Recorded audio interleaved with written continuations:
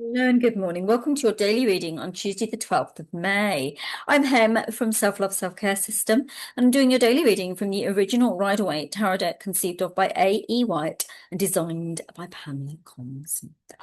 So, are you ready? Your reading? How did you find yesterday's reading? I thought there was something very, very magical about that reading, and I do feel that for those of you who are really, really willing, you're going to find yourself awakening to a journey that is going to bring you clarity around your life. Now, I get the impression that some of you have been struggling with decision making and also maybe, sorry about that, it's very noisy along this road here. Things will change things. I'm about to move, right? But yeah, it's you've been struggling with what authorship means for you and what these things are. So I advise you to really like sit down and take a moment to, you know, think about where your life's going to be. Think about what your life wants to be as well. Yeah. Okay, first card. Oh, Major Arcana, the Magician. So, angels, what have we got the Magician for Tuesday, the 12th of May? Tell me. They were saying, imagine there was a field and you had the capacity to create beautiful, abundant flowers. You are being given the tools, the magical alchemizing potential to tap into what the infinite potential is. Tap into how to alchemize what you need in your life. They're saying this is kind of baby manifestation, understanding what I talked about manifestation last week.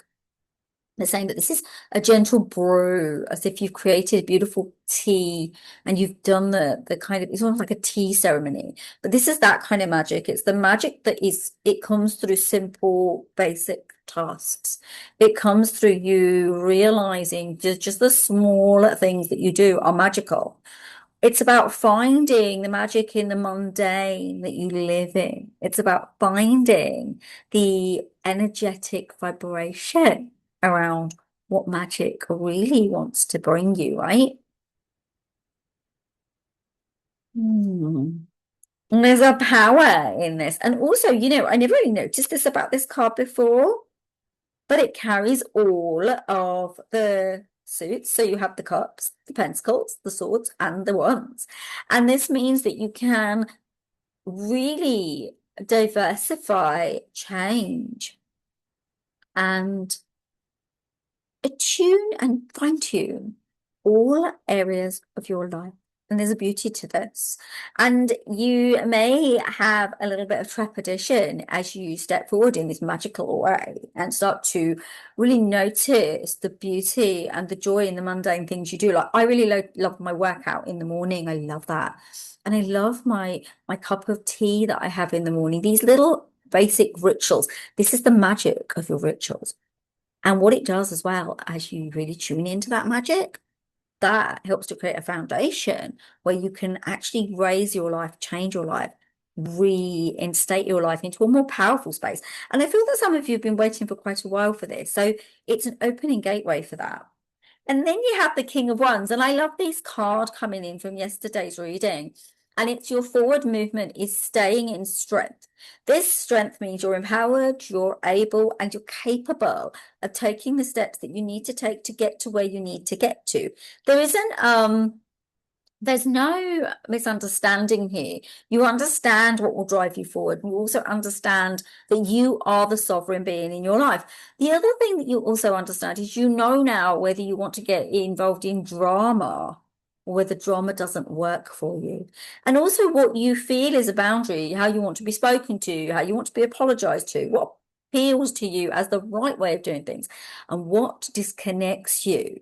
And that's very powerful for you. Very, very, very powerful. So before you get to your final card, I'd love a thumbs up if you've got this far. I'd be so super, super grateful. And also, I would absolutely love a subscribe if you haven't done already and you would like to. All right, my lovely, to final card, strength. Now, I get why you've got strength here because you do need to be strong. to stay in this authorship and this magical element, you do need to stay in the space where you are less likely to